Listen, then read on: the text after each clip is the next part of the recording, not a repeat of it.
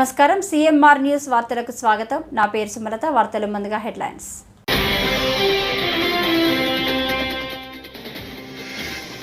మావోయిస్టులకు కోలుకోలేని దెబ్బ. ఎన్కౌంటర్లో 36 మంది నక్సల్స్ మృతి.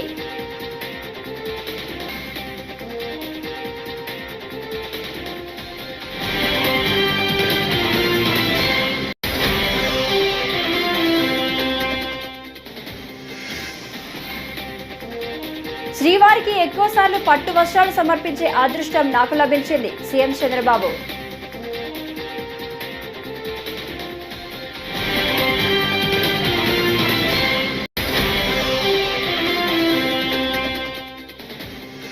చంద్రబాబు అండ్ కో ఇంకా కట్టు కథలు ఆపి పాలనపై హామీల అమలుపై పెట్టాలని మాజీ మంత్రి కురసాల కన్నబాబు హితవు.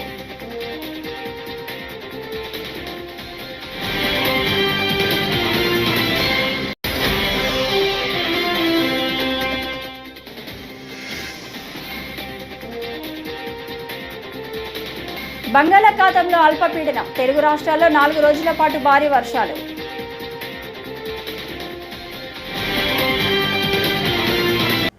ఇక డీటెయిల్స్ చూస్తే, మావోయిస్టులకు కోలుకోలేని ఎదురు దెబ్బ తగిలింది.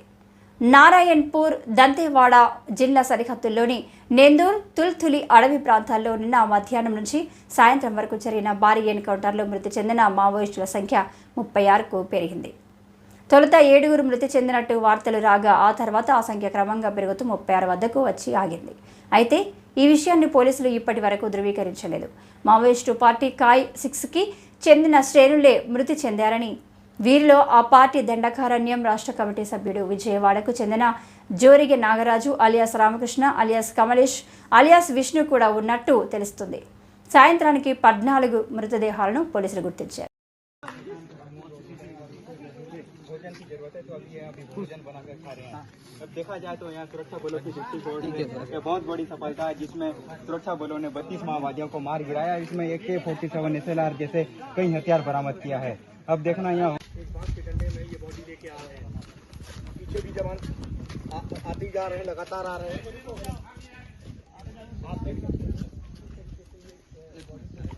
एक बात के डंडे में ये बॉडी लेके आ रहे हैं. पीछे भी जवान आते जा रहे हैं, लगातार आ रहे हैं.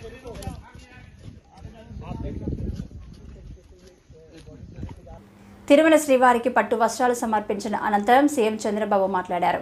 రాష్ట్రంలో, దేశంలో, విదేశాల్లో ఉండే హిందువులందరికీ అభినందనలు తెలిపారు. ఈరోజు బ్రహ్మోత్సవ కార్యక్రమాలు ప్రారంభమయ్యాయని వెల్లడించారు. ఈ బ్రహ్మోత్సవాలు 9 రోజులు జరుగుతాయని, స్వామివారు వివిధ రకాల వాహనాల్లో తిరుమాడ వీధులు ఊరేగింపుగా తిరుగుతారని చంద్రబాబు వివరించారు. వెంకటేశ్వర స్వామి బ్రహ్మోత్సవాలను ఇక్కడికి వచ్చే భక్తులే కాకుండా ప్రపంచవ్యాప్తంగా ఉన్న హిందువులు ఒక పవిత్ర భావంతో వీక్షిస్తారని పేర్కొన్నారు.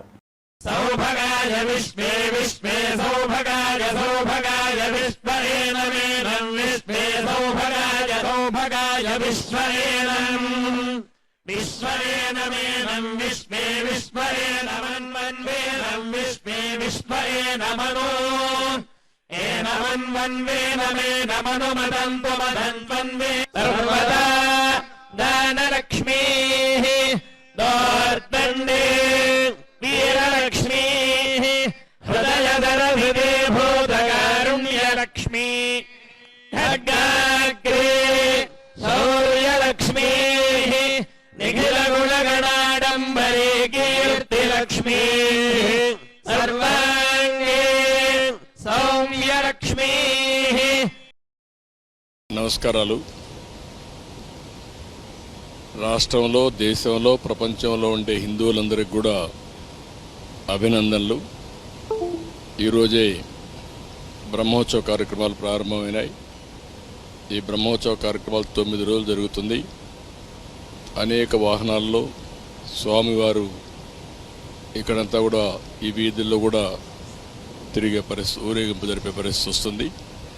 ఒక పవిత్రమైన భావంతో ఇక్కడికి వచ్చే భక్తులే కాకుండా ప్రపంచం కూడా వాచ్ చేసే పరిస్థితిలో ఉన్నారు. కలియుగ దేవుడు మనందరికి కూడా ఈ సమాజాన్ని అన్ని విధాలా ఆదుకునే దైవం. నేను ఇప్పుడే కాకుండా నాకు ఒక అదృష్టం, అనేక సార్లు, అందరికంటే ఎక్కువ సార్లు బ్రహ్మోత్సవానికి వచ్చి దేవునికి ప్రభుత్వ తరపున లాంఛనాలు సమర్పించే అవకాశం వచ్చింది. దీనికి నేను గర్వపడుతూ ఈ పవిత్రమైన రోజున మీ అందరికీ విజ్ఞప్తి చేస్తున్నా, ఈ 9 రోజుల్లో ఒక 15 లక్షల మంది భక్తులు ఇక్కడికి వస్తారు. ఈ 15 లక్షల మందికి ఎలాంటి ఇబ్బంది లేకుండా టీటీడీ మేనేజ్మెంట్ అయితే అన్ని కార్యక్రమాలు చేపడుతున్నారు. ఇక్కడ వసతి కానీ పరిశుభ్రత కానీ వచ్చిన వాళ్ళని అన్ని విధాలా జాగ్రత్తగా చూసుకునే విధంగా అన్ని కార్యక్రమాలు సుజావుగా జరుగుతాయి. దేవుని దయ వల్ల ఇక్కడ అందరం కూడా మనం ఒక సేవకులమారిగా పనిచేసి ఈ భక్తిని ప్రతిబింబించే విధంగా ఇక్కడ గోవింద గోవింద. చంద్రబాబు అండ్ కో ఇంకా కట్టుకథలు ఆపి పాలనపై హామీల అమలుపై పెట్టాలని వైఎస్ఆర్సీపీ నాయకుడు మాజీ మంత్రి కురసాల కన్నబాబు హితవు పలికారు. లడ్డు వివాదంపై సుప్రీంకోర్టు తీర్పును స్వాగతిస్తున్నామని మాజీ మంత్రి కురసాల కన్నబాబు అన్నారు. శనివారం ఆయన మీడియాతో మాట్లాడారు. సిట్టుని పక్కన పెట్టి ఈ రాష్ట్ర ప్రభుత్వం వేసిన ఆ విచారణ కుదరదని సిబిఐ డైరెక్టరు ఆధ్వర్యంలో ఒక స్వాతంత్ర విచారణ వ్యవస్థని సుప్రీంకోర్టు నియమించింది. దీంతో నిజానిజాలు నిగ్గు తేల్తాయని అందరం భావిస్తూ ఉన్నాం. అయినా సరే తెలుగుదేశం పార్టీ, చంద్రబాబు నాయుడు గారు, వారితో కలిసి ప్రయాణం చేస్తున్న వాళ్ళు ఈ దుష్ప్రచారాన్ని విడిచిపెట్టట్లేదు. ఇంకా కట్టుకథలు ప్రచారం చేస్తూనే ఉన్నారు. ఎంత దుర్మార్గమైన అబద్ధాలు ప్రచారం చేస్తున్నారంటే, జగన్మోహన్ రెడ్డి గారిని కించపరుస్తున్నాము, జగన్మోహన్ రెడ్డి గారిని తగ్గిస్తున్నాము అనుకుంటూ ఈ రాష్ట్రంలో కాదు దేశంలోని, అదే ప్రపంచవ్యాప్తంగా పవిత్రంగా కొలిచే వెంకటేశ్వర స్వామి ఖ్యాతిని, విశిష్టతని తగ్గిస్తున్నామనే ఆలోచన వాళ్ళకి ఎందుకు లేదో అర్థం కావడం లేదు. ఇంకా కట్టుకథలు ఎంతకాలం మీరు ప్రచారం చేస్తారని అడుగుతున్నా. ఒక పక్క ఎన్డీడీబీ ఇచ్చిన నివేదిక కూడా ఇది మేము ఇచ్చింది పూర్తిగా దీన్నే నమ్మడానికి లేదని కూడా వాళ్ళే చెప్పారు. మదురై కోర్టు ఈ మధ్యనే ఒక తీర్పు కూడా చెప్పింది. ఒకే శాంపుల్ని కింగ్స్ ల్యాబ్లో చెన్నైలోను, అదేవిధంగా మరొక ల్యాబ్లోను 2 చోట్ల టెస్ట్ చేయిస్తే 2 వేరువేరు నివేదికలు ఎలా వచ్చాయి? ఒక చోట కల్తీ జరిగిందని, మరొక చోట జరగలేదని. ఎందుకు ఈ విధంగా వ్యత్యాసాలు వచ్చాయి? కేంద్ర క్వాలిటీ కంట్రోల్ ఏజెన్సీ పరిశోధనా ఫలితాలు ఎందుకు విడుదల? బంగాళాఖాతంలో ఏర్పడిన మరో అల్పపీడన ప్రభావం కారణంగా 2 తెలుగు రాష్ట్రాల్లో రానున్న 4 రోజుల పాటు భారీ వర్షాలు కురిసే అవకాశం ఉందని భారత వాతావరణ కేంద్రం అంచనా వేసింది. అల్పపీడన ప్రభావం ఏపీ, తెలంగాణపై తీవ్రంగా ఉండనుందని ఐఎండీ హెచ్చరించింది.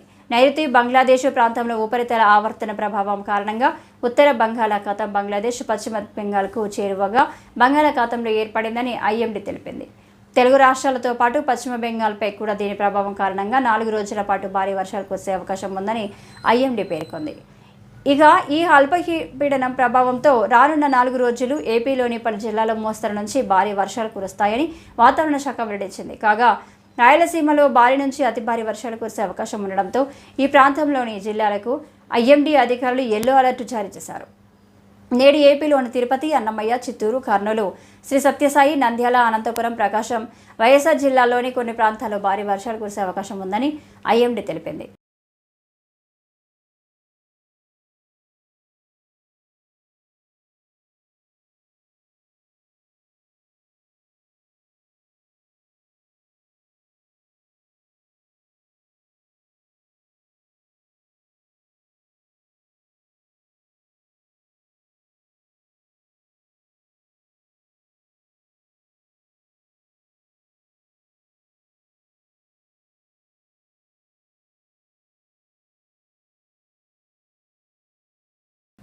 ఏపీ అరాచక ఆంధ్రప్రదేశ్గా మారిందని వైఎస్ఆర్సీపీ మహిళా విభాగం అధ్యక్షురాలు వరద కళ్యాణి మండిపడ్డారు. కూటమి ప్రభుత్వ పాలనలో రోజురోజుకు రాష్ట్రంలో మహిళలపై హత్యలు, లైంగిక దాడులు పెరిగిపోతున్నాయని ఆగ్రహం వ్యక్తం చేశారు. శనివారం ఆమె మీడియా సమావేశంలో మాట్లాడుతూ సీఎం చంద్రబాబు సొంత జిల్లాలో మహిళలు శవాలే తేలుతున్నాయన్నారు. శనివారం పార్టీ కార్యాలయంలో వరద కళ్యాణి మీడియాతో మాట్లాడారు. అంటే ఎంత దుర్మార్గంగా ఈ ప్రభుత్వం వ్యవహరిస్తుందో మనం అర్థం చేసుకోవచ్చు. ఈ ఆంధ్రప్రదేశ్ రాష్ట్రంలో ఎలాంటి చీకటి పాలన జరుగుతూ ఉందో ఈ సంఘటన బట్టి మరొకసారి అర్థమైంది. నిజంగా ఆంధ్రప్రదేశ్ అరాచక ఆంధ్రప్రదేశ్గా ఈరోజు మారిపోయిన దుస్థితి కలగడం నిజంగా చాలా దురదృష్టకరం. ఇది సీఎం గారి సొంత జిల్లాలో జరిగింది. సీఎం గారి సొంత జిల్లాలోనే రోజుకొక ఆడపిల్ల శవమై తేలుతూ ఉంటే ఏంటి పరిస్థితి? ఈ రాష్ట్రంలో ఆడపిల్లలకి రక్షణ మరి ఉండదా? గత 4 నెలల చూస్తుంటే రోజుకొక సంఘటన, చాలా భయంకరమైన పరిస్థితులు ఈ రాష్ట్రంలో కొనసాగుతూ ఉన్న పరిస్థితి చూసాం. నిజం చెప్పాలంటే పక్కనే ఉన్న మదనపల్లిలో మనం చూసాం ఆ రోజు సబ్ కలెక్టర్ ఆఫీస్లో ఫైల్స్ దగ్ధమైపోతే, అగ్ని ప్రమాదం జరిగితే డీజీపీ గారిని, అలాగే సిఐడి చీఫ్ని, అలాగే రెవెన్యూ స్పెషల్ సెక్రటరీ గారిని, వీళ్ళందరినీ స్పెషల్ హెలికాప్టర్ వేసి సీఎం గారు పంపించారు. మరి ఈ సంఘటన జరిగింది ఆదివారం, కనిపించకుండా పోయింది. బుధవారం మృతదేహం దొరికింది. ఇప్పటి వరకు ఆ హంతకుల్ని పట్టుకోలేదు. మరి ఎందుకు? కనీసం సీఎం గారు వెళ్ళి ఆ కుటుంబానికి ఓదార్పునివ్వచ్చు కదా, ఎందుకు చేయలేదు? ఏమో పోనీ హోమ్ మినిస్టర్ గారినో డీజీపీ గారినో పంపొచ్చు కదా, ఒక ధైర్యం ఇవ్వచ్చు కదా. ఇన్ని సంఘటనలు జరుగుతున్నాయి ఈ రాష్ట్రంలో. అంటే కాలిపోయిన ఒక పేపర్స్కున్న విలువ ఈ రాష్ట్రంలో ఆడపిల్లల మాన ప్రాణాలకు ఈ కూటమి ప్రభుత్వంలో లేదు అనే విషయం క్లియర్గా మరొకసారి అర్థమైపోయింది. మొన్ననే చూసాం ఆ ముచ్చిమరి సంఘటన నంద్యాల జిల్లాలో. ఎంత దారుణం! 9 ఏళ్ల బాలిక పైన అత్యాచారం చేసి ముక్కలు ముక్కలు చేసి కృష్ణానదిలో పడేశారు. ఆ తల్లిదండ్రులు హృదయ వేదన చూడలేకపోయాం. కనీసం హోమ్ మినిస్టర్ కానీ, డీజీపీ గారు కానీ, సీఎం గారు కానీ ఎవరూ పరామర్శకి వెళ్ళలేదు.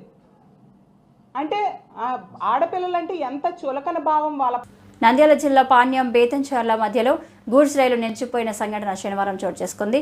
పాణ్యం రైల్వే స్టేషన్ దాటిన అనంతరం కృష్ణమ్మ కోన వద్ద సాంకేతిక లోపంతో ఉదయం 5 గంటల సమయంలో గూడ్స్ రైలు ఆగిపోవడంతో ఇప్పటి వరకు మరమ్మతు కాకపోవడంతో తీవ్ర అంతరాయం ఏర్పడింది.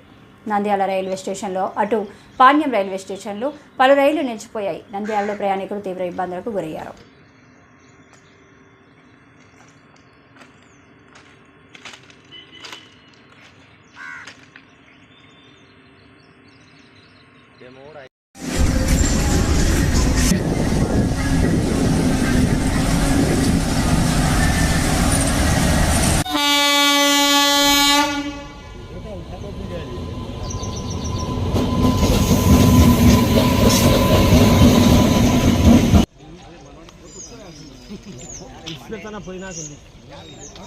రాజకీయాలకు అతీతంగా పనిచేయాలని మంత్రాలయం ఎమ్మెల్యే బాలనాగిరెడ్డి హితవు పలికారు. శనివారం పెద్దకడబూరులోని మండల పరిషత్ కార్యాలయంలో ఎంపీపీ శ్రీవిద్య అధ్యక్షతన జరిగిన మండల సర్వసభ్య సమావేశంలో ఎమ్మెల్యే మాట్లాడుతూ అధికారులు ప్రజాప్రతినిధులు అనుసంధానం చేసుకుని మంచి పని గుర్తింపు తెచ్చుకోవాలన్నారు. ప్రజా సమస్యలను ఎప్పటికప్పుడు పరిష్కరించాలని సూచించారు. ప్రజాప్రతినిధులు తమ సమస్యలను అధికారుల దృష్టికి తేవాలన్నారు. కొన్ని డిపార్ట్మెంట్ రాలేదు, ఎందుకంటే ఇంకా కొత్తగా కొంతమంది జాయిన్ అయ్యే వాళ్ళు ఉన్నారు కాబట్టి నెక్స్ట్ మండల సర్వ సమావేశానికి అందరూ రావాల్సిందిగా ఈవాటి గారి ఇన్ఛార్జ్ కాబట్టి వాళ్ళు ప్రతి ఒక్కరికి లెటర్ పంపించాల్సిందిగా కోరుతున్నాను.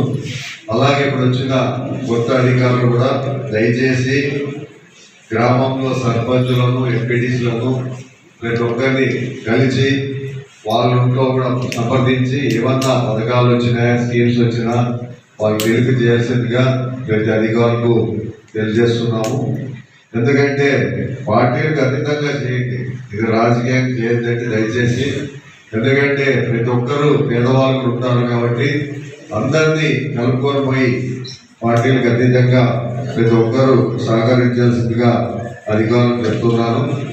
అదే అలాగే ఇంకా ఏమన్నా సమస్యలు ఉన్నా కూడా ఇక్కడ ఈరోజు ఏమన్నా వచ్చినా కూడా మండల ఆఫీస్ నుంచి తప్పకుండా లెటర్ రాసి ఆ డిపార్ట్మెంట్కి పంపించాల్సిందిగా కోరుతున్నాను. అలాగే ఇంకా ఏమన్నా సమస్యలు ఉన్నాయంటే బస్సు సమస్యనే మనకు ఎక్కువ చెప్పారు కాబట్టి నేను కూడా డిఎం గారితో అటువంటి డిపో మేనేజర్ గారితో మాట్లాడుతాను, వాళ్ళు కూడా తెలియజేస్తాను. అలాగే ఎన్నో డిపో మేనేజర్ గారు కూడా తప్పకుండా వాళ్ళు కూడా ఇంకా ఎక్కడైనా ప్రాబ్లమ్స్ ఉంటే వాళ్ళు కూడా వాళ్ళని చెప్పి తప్పకుండా పిల్లలకి ఎందుకంటే స్కూల్కి పోయే ఇబ్బందులు కాకుండా తప్పకుండా చూడాల్సిందిగా ప్రతి ఒక్కరికి ప్రతి డిపార్ట్మెంట్లో ఏది ప్రాబ్లం ఉన్నా అందరూ తప్పకుండా సహకరించాల్సిందిగా ఈరోజు అందరూకి మరొకసారి ఏమన్నా ఇబ్బందులు ఉంటే కూడా తప్పకుండా సర్పంచులు ఎంపీటీసీ పాలస్తీనాపై ఇజ్రాయెల్ జరుపుతున్న పాశవిక దాడులను వ్యతిరేకిస్తూ ఈ నెల 7 వామపక్షాలు పాలస్తీనాకు సంఘీభావ దినంగా ప్రకటించాయి. ఈ మేరకు బ్రాడీపేటలోని సిపిఎం కార్యాలయంలో శనివారం వామపక్ష పార్టీల నాయకులు రామారావు, అజయ్ కుమార్ మాట్లాడారు. గాజా పట్టణంపై ఇజ్రాయెల్ దాడి ప్రారంభించి 7వ తేదీ నాటికి సంవత్సరం పూర్తవుతున్న నేపథ్యంలో అన్ని నియోజకవర్గాల్లో సంఘీభావం దినంగా చేపడుతున్నట్లు చెప్పారు. ఈ సంవత్సర కాలంలో ఎంత భయంకరమైనటువంటి పరిస్థితి అంటే ఒక మెడికల్ జర్నల్ ఒక వ్యాఖ్య చేసింది. 85,000 మంది పాలస్తీనియన్లని చంపేశారు యుద్ధంలో. వీళ్ళలో ప్రధానంగా ముసలాళ్ళు, వృద్ధులు, అదేవిధంగా బాలబాలికలు ఇలాంటి వాళ్ళు ఎక్కువ మంది చనిపోవడం అనేది జరిగింది. వాళ్ళ టార్గెట్ కూడా ఏంటి? ప్రధానంగా ముఖ్యంగా చూస్తే స్కూళ్ళు, కాలేజీలు, హాస్పిటల్స్, బస్ స్టాండ్లు ఇట్లాంటి వాటి మీద కేంద్రీకరించి బాంబు దాడులు జరుగుతున్నటువంటి నేపథ్యం ఉంది. ఈ దాడులను ఆపాలని చెప్పేసి ఐక్యరాజ్య సమితి, అంతర్జాతీయ న్యాయస్థానం ముక్తఖండంతో ఇది ఆపాలి, సరికాదు, ఇది అన్యాయం అని చెప్పేసి చెప్పినా కూడా అమెరికా మద్దతుతో దాడుల్ని కొనసాగిస్తూ ఉన్నటువంటి నేపథ్యం ఉంది. తక్షణమే మేము కోరుతా ఉన్నాం, ఆ రకంగా దాడులు ఆపాల్సినటువంటి అవసరం ఉంది. ఇక ముఖ్యమైనటువంటి అంశం ఏంటంటే దీని వెనక ప్రధానంగా అమెరికా ఉంది.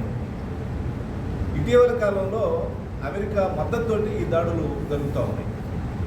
ఇప్పుడు పాలస్తీనాకి సంబంధించి ఆ పాలస్తీనా స్వాతంత్రాన్ని రక్షించుకోవడం కోసం హమాస్ అనేటువంటి ఒక సంస్థ ఉంది.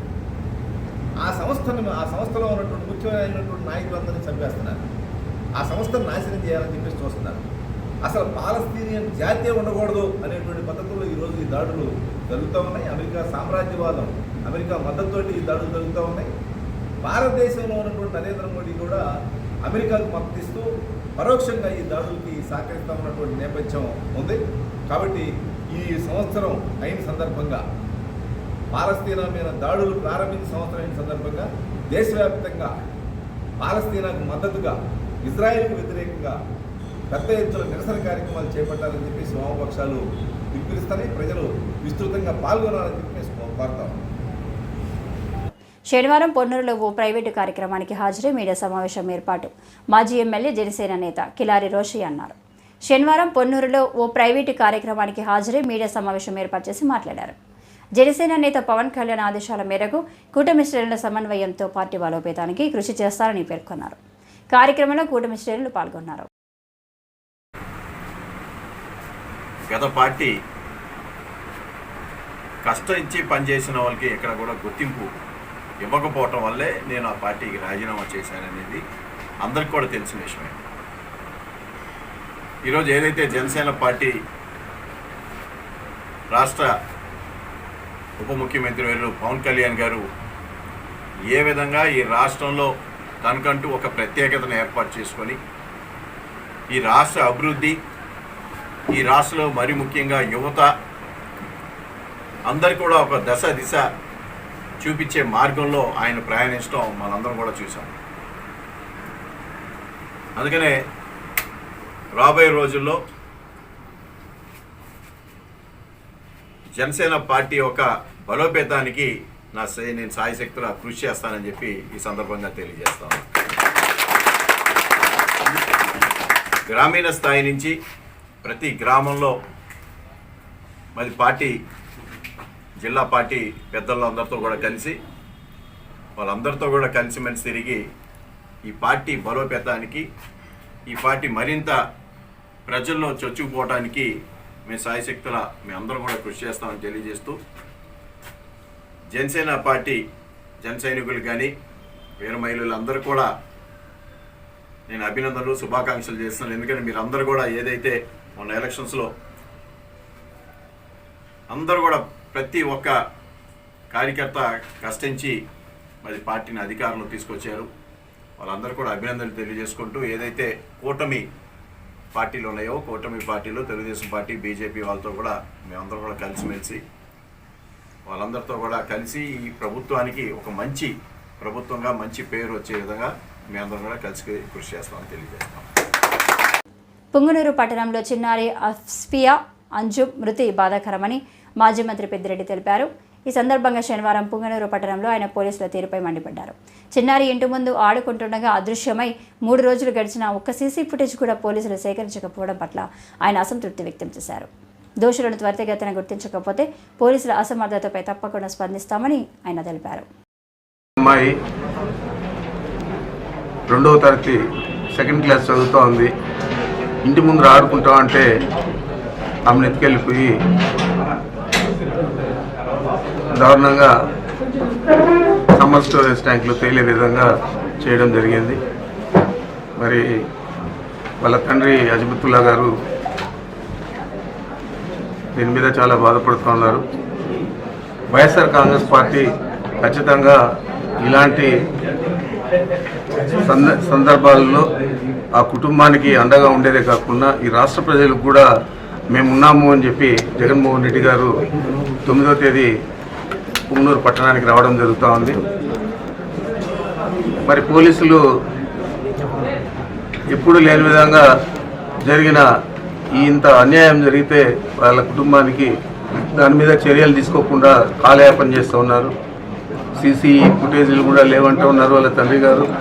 అదేవిధంగా పోస్ట్ మార్టం రిపోర్ట్లో కూడా ఏమి వచ్చిందో ఇంకా మాకు తెలియదంటూ ఉన్నాడు. మరి ఇంత దారుణం జరిగిన తర్వాత పోలీసులు నిస్సహాయంగా ఎందుకున్నారనేది ప్రశ్నార్థకం. మరి ఏమీ జరగకపోయినా కానీ మదనపల్లిలో స్వయాన డీజీపీ గారిని, ఇంకొక అడిషనల్ డీజీ గారిని, సిఐడి అడిషనల్ డీజీ గారిని ఇద్దరిని కూడా చంద్రబాబు నాయుడు హెలికాప్టర్ ఇచ్చి పంపించాడు. మరి ఇలాంటి విషయాలకు చొరవ తీసుకొని ప్రభుత్వంలో ఉన్న మంత్రులు కానీ ముఖ్యమంత్రి కానీ పనిచేయాలా లేదా అని నేను ప్రశ్నిస్తూ ఉన్నాను. తప్పకుండా దీన్ని పెద్ద ఎత్తున మేము కార్యక్రమంగా తీసుకొని దీని మీద సరైన సంజాయిషి సరైన దోషులను పట్టుకోకపోతే ఈ పోలీసులు వారి అసమర్థత మీద మేము తప్పకుండా తగిన విధంగా స్పందిస్తామని చెప్పి నేను మీ ద్వారా మనవి చేస్తా ఉన్నాను. మా నాయకుడు జగన్మోహన్ రెడ్డి గారు పుంగనూరు పట్టణానికి మన అజ్మతుల్లా గారి ఇంటికి వచ్చి వారిని పరామర్శించేదే కాకుండా దీని మీద రాష్ట్ర వ్యాప్తంగా కూడా వైఎస్ఆర్ కాంగ్రెస్ పార్టీ తీవ్రంగా స్పందిస్తుందని చెప్పి మీకు మనవి చేస్తూ ఉన్నా. వారు దాదాపు 10 గంటల సమయంలో మన పుంగనూరు పట్టణానికి బెంగళూరు నుంచి హెలికాప్టర్ ద్వారా రావడం జరుగుతుంది. వీళ్ళ ఇల్లు సందర్శించిన తర్వాత వీళ్ళతో కొంతసేపు మాట్లాడి వాలంటీర్ల ఉద్యోగ భద్రత కోసం ఉద్యమించాలని జిల్లా కన్వీనర్ చెక్కల రాజ్ కుమార్, కో కన్వీనర్లుగా అడ్డాల ప్రకాష్ బాబు పేర్కొన్నారు. శనివారం కాకినాడలో ఏపీ గ్రామ వార్డు వాలంటీర్ల సంఘం జిల్లా సమావేశం సుందరయ్య భవన్లో సిఐటియు జిల్లా ప్రధాన కార్యదర్శి చెక్కల రాజ్ కుమార్ అధ్యక్షతన జరిగింది. ఈ సమావేశంలో వాలంటీర్లకు ఉద్యోగ భద్రత కల్పించాలని, బకాయి పెట్టిన 4 నెలల వేతనం తక్షణం చెల్లించాలని కోరారు. వాలంటీర్లు అందరూ మన ఉద్యోగం కాపాడు కోసం ప్రతి ఒక్కరూ రావాలండి. ఈరోజు ఇక్కడ అనేక విషయాలు చర్చించుకోవడం జరిగిందండి. వాలంటీర్లు ఉద్యోగ భద్రతను కాపాడుకోవడం గురించి అయితేనేమి, అలాగే ఎన్నికల్లో హామీ చేశారు సీఎం గారు 10,000 వేతనం చెల్లిస్తానని చెప్పారు. సీఎం గారు ఏ హామీ అయితే చెల్లించారో ఆ హామీ ఏదైతే చేశారో దాని గురించి మరి మనం అడగాలి కదా అనేసి వాళ్ళు సీఎం గారు చెప్పట్లేదు. కాబట్టి మన వాలంటీర్లు అందరూ ఐక్యతగా ఉండి మరి ఈ విషయం గురించి అడగడానికి అందరూ సిద్ధం అవ్వాలని, ప్రతి ఒక్కరు వాలంటీర్ కథలు రావాలని ఇక్కడ సమావేశం ఏర్పాటు చేసుకోవడం జరిగింది. అదేవిధంగా 27వ తారీఖున కూడా ఇక్కడ సుందరయ్య భవన్ కలెక్టరేట్ దగ్గర వాలంటీర్ల సమావేశం జరుగుతుంది. అక్కడికి కూడా మన వాలంటీర్లు అందరు కదిలి వచ్చి మన హక్కుల్ని మనం కాపాడుకోవడానికి, మన ఉద్యోగ భద్రత అయితే కానీ ఉద్యోగాలను అయితే కానీ ప్రతి ఒక్క డిమాండ్ని కూడా మనం కాపాడుకోవడానికి ప్రతి ఒక్క వాలంటీర్ కదిలి రావాలని నేను కోరుకుంటున్నాను. 2029 సార్వత్రిక ఎన్నికల్లో కాంగ్రెస్ పార్టీ రాష్ట్ర అధ్యక్షురాలు వైఎస్ షర్మిల ముఖ్యమంత్రి అవుతారని తూగో జిల్లా కాంగ్రెస్ పార్టీ అధ్యక్షుడు టి.కె. విశ్వేశ్వరరెడ్డి ధీమా వ్యక్తం చేశారు. శనివారం రాజమండ్రిలో కాంగ్రెస్ పార్టీ కార్యాలయ ప్రారంభోత్సవ కార్యక్రమంలో ఆయన పాల్గొని మాట్లాడారు. తిరుమల లడ్డూ వివాదం నిగ్గు తేలితే చంద్రబాబు, జగన్మోహన్ రెడ్డిలలో ఒకరు రాజకీయ సమాధి ఖాయం అని విషయం చెప్పారు. మన రాష్ట్రాన్ని ఉమ్మడి రాష్ట్రం అయితే కానివ్వండి, విడిపోయిన తర్వాత కానివ్వండి, ఈ వేళ వరకు కూడా ఎవరో మహిళ మనకే ముఖ్యమంత్రి కాలేదు. ఇందిరాగాంధీ గారు మనకి ప్రధాని చేసింది ఇందిరమ్మ రాజ్యం అని పేరు వచ్చింది. ఈవేళ రాజన్న బిడ్డ ఒక మహిళ, చాలా స్పీడ్ గా సమస్యల మీద స్పందించేటువంటి వ్యక్తి. ఆ మేడంనే గ్యారంటీగా మరి వచ్చే 2029 సార్వత్రిక ఎన్నికల్లో మన రాష్ట్రానికి కాబోయే తొలి మహిళా ముఖ్యమంత్రి అవుతుందని చెప్పి నేను ఘంటాపదంగా చెప్తున్నా. ఇక జగన్ గారి విషయానికి వస్తే, జగన్ గారి రాజమండ్రిలో చాలా మంది కంటే నాకు బాగా క్లోజ్. ఆయన రాజకీయాలకు పనికిరాడు నాకు తెలిసి. ఆయన businessman, is business magnate. ఆయన కనుక బిజినెస్ లోకి వెళ్తే ఇవాళ ముఖేష్ అంబానీని, ఆదానీని కూడా మించిపోయి ప్రపంచంలో కోటీశ్వరుడు అవుతాడు. ఆయన నేను కోరేది ఏంటంటే, ఇక ఈ రాజకీయాలు వదిలేయండి. మీరు కూడా చాలా మంది నష్టపోయారు, ప్రజలు కూడా చాలా నష్టపోయారు. మీరు దయించి బిజినెస్ ఫీల్డ్ లోకి వెళ్ళిపోవాలని చెప్పి మన ఈ జగన్మోహన్ రెడ్డి గారిని కోరుతూ, ఎలాగా ఇక్కడ అందులో ఉన్న వాళ్ళందరూ కూడా. ఈ వార్తలు ఇంతటితో సమాప్తం. నమస్కారం.